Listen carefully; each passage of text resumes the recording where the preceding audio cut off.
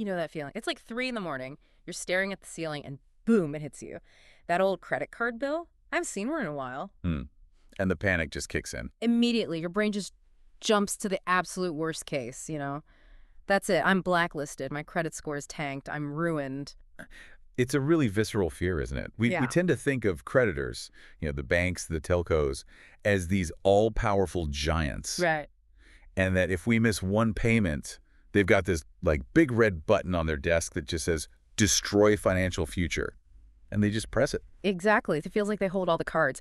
But we've been digging into some really fascinating material on Australian credit reporting law. And the big takeaway is that red button, it just doesn't exist. It really, really doesn't. Yeah. In fact, some of the source material we looked at calls that whole idea an urban myth. An urban myth. I like that. Yeah. The reality is that for a creditor to list a default on your file, it's not some simple admin task. It's this massive, complex legal obstacle course they have to run. And that's exactly what we're going to unpack in this deep dive. We're going to look at that obstacle course, that really strict recipe they have to follow. And here's the kicker. Because that recipe is so strict, and because these huge companies rely on automated systems to do it all, The robots. they mess it up constantly. That's the part that just blew my mind. I mean, we're talking about billion-dollar companies running on systems that apparently can't even get the dates right.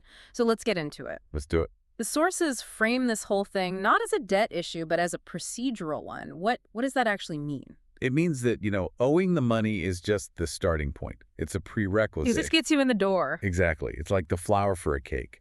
But you can't just throw flour in an oven and call it a cake, right? You have to follow the instructions. And in this case, the instructions are the Privacy Act. Okay. So if they skip a step or get one tiny thing wrong, the whole thing is invalid. The default has to come off. So walk me through that recipe. Let's say I'm late on a payment. The clock starts ticking. What's the very, very first thing a creditor has to do? Well, see, the clock doesn't actually start just because you're late. It starts when they issue the first formal legal notice. It's called a Section 6Q notice. Section 6Q, that sounds like a droid from Star Wars. I know, right? Section 6Q, report to the bridge.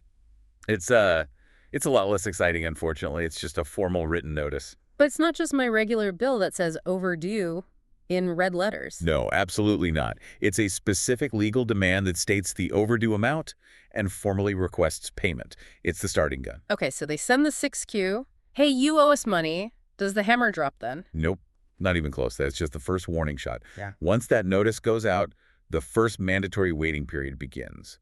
The creditor is legally required to wait at least 30 days. 30 days? That's actually a pretty big chunk of time. Why is the law so, I guess, generous?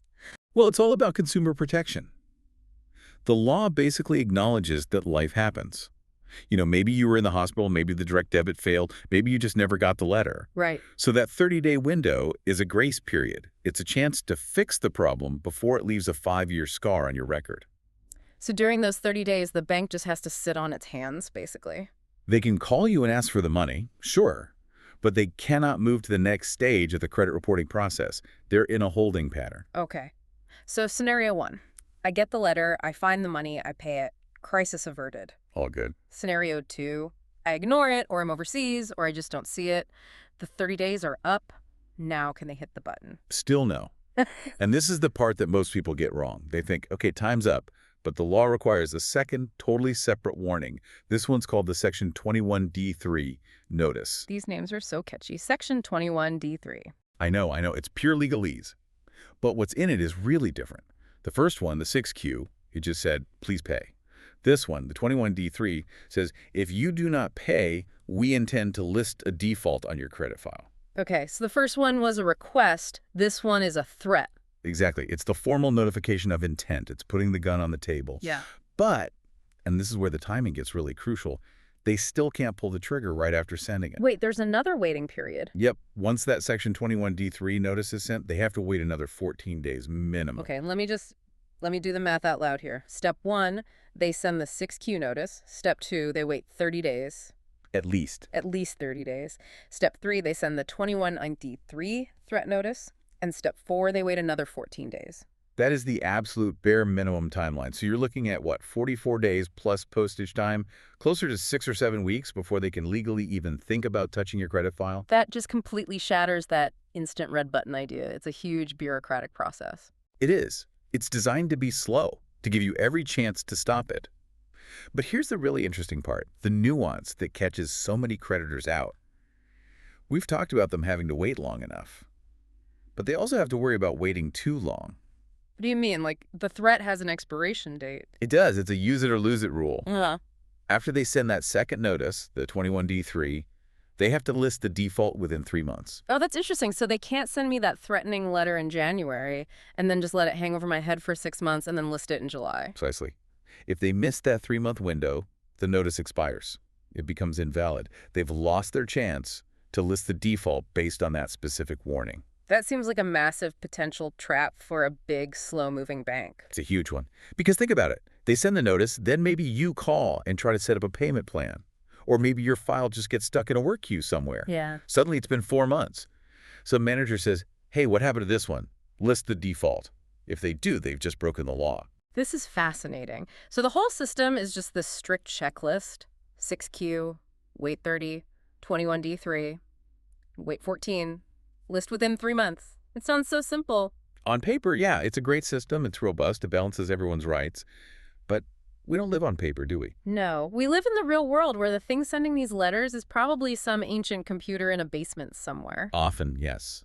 You have to remember the scale these companies are working at. They aren't typing these letters by hand. They're running automated batch jobs. Automation. Exactly. A script runs at midnight, finds all the overdue accounts, and just generates thousands of letters that get sent to a mailing house. And according to the source material, that is where all the cracks start to appear. Because the automation is only as good as its programming.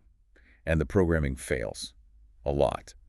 One of the most common errors that investigators find is something called the simultaneous send. Which is what? They send both letters at the same time? The request and the threat? Sometimes literally in the same envelope. Or the system generates the files on the same day.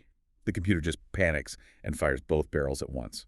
But we just established the rule. You have to wait 30 days between them. Correct. So if the date on the 6Q is January 1st, and the date on the 21D3 is also January 1st, the whole process is invalid from the start. How does that even happen? It seems like such a basic coding mistake. It could be anything. Old systems that have been patched a million times, human error, someone manually overriding the system. Yeah. It happens all the time. Okay, what about the other waiting period? The 14 days? Do they just, like, miscount? All the time. And the law here is what's called strict liability. It doesn't care about excuses. It says 14 days. So if they list the default on day 13, it's illegal. But does that really matter? I mean, to play devil's advocate, if I owe the money and I haven't paid, does it make a difference if they listed it a day or two early? Legally. It makes all the difference in the world. The law isn't about close enough is good enough. It's about due process. Think of it like this. If the police have a warrant to search your house on Friday, but they kick the door in on Wednesday, anything they find is thrown out. It doesn't matter if you were guilty. They broke the rules to get the evidence. That's a great analogy. The default is the punishment, and you can't be punished if they didn't follow the rules of the trial. Exactly. And the other huge failure, maybe the most common one we see, is simply the address. Oh, right. People move. People move. And maybe you forget to tell that old credit card company. But often you do tell the main bank. You update it in the app. But the collections department often runs on a totally separate system. Ah, I see where this is going. So the marketing department knows my new address, but the collections computer is still sending these critical legal warnings to my old house. Precisely. And if they send those notices to an address they should have known was wrong, then you were never properly served. You never got your chance to fix it. So the whole thing is invalid. The whole thing can be challenged and removed. So we've got this system that demands absolute perfection, but it's being run by companies that rely on deeply imperfect automation. That's the core of the problem. And it's compounded by what I'd call an assumption of correctness. The bank assumes its system worked. The credit bureau assumes the bank did it right.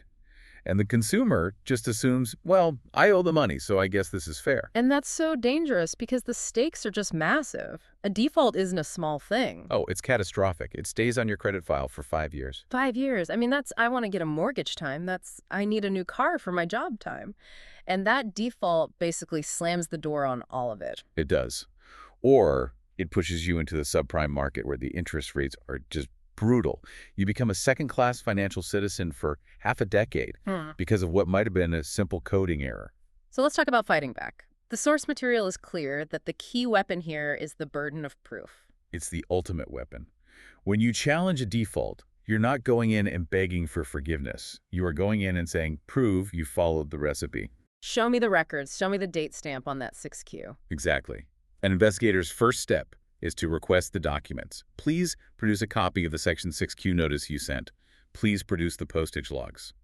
And I'm guessing sometimes they just can't find it. More often than you would believe. Archives get deleted, systems get upgraded, and the old data is lost. Or they just never sent it in the first place. And if they can't produce the evidence, Then, legally, it never happened. The listing is invalid. It must be removed. Wiped completely clean. that is just so empowering. It completely flips the power dynamic from please forgive me to show me your work. It's a total paradigm shift. And speaking of shifts, there's a huge one happening right now in the Australian credit industry that the sources mentioned. Right. The merger, the actual credit reporting agencies are consolidating. Yeah. For years, we've had the big three: Equifax, Experian, and Ilion. So to be really on top of your file, you had to check all three. And the news is that Ilion is basically on its way out. Ilion was bought by Experian. So right now, they're in the middle of this massive integration.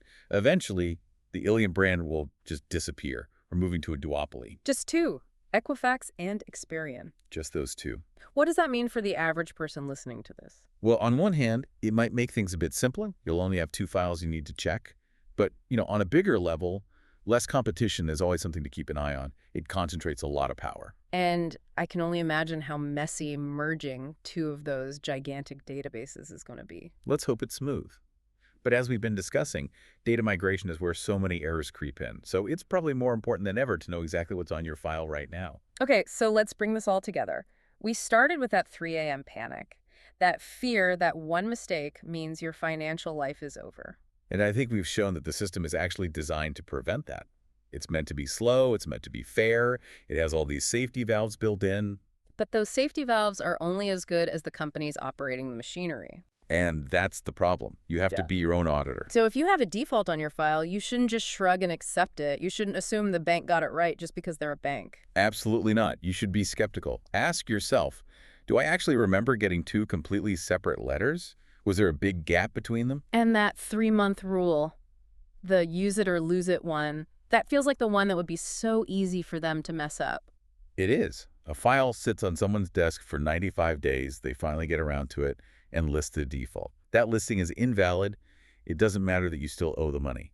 They missed their window. Just knowing the rules of the game is so powerful. It's everything. When you understand the difference between a 6Q and a 21D3, you stop being a passive victim of the system.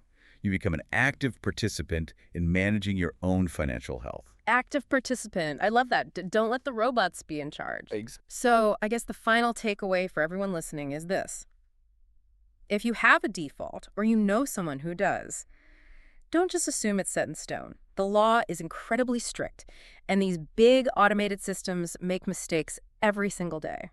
And getting it removed because they made an error isn't some sneaky loophole. It's not getting away with it. These are legal protections put there by Parliament for a reason. If they didn't follow the rules, they don't get to apply the penalty. Well said. It's about holding them to the exact same standard they hold us to. And I'll leave you with this thought to chew on. We all trust that our credit file is a true and accurate record. But in a world run by these glitchy automated systems with companies merging and data getting scrambled, just ask yourself, how many thousands of valid defaults out there right now are actually illegal errors that nobody has ever bothered to check? That is a very motivating thought. Go check your files. Be your own auditor. Couldn't agree more. Thanks for this deep dive today. We'll see you on the next one. Take care.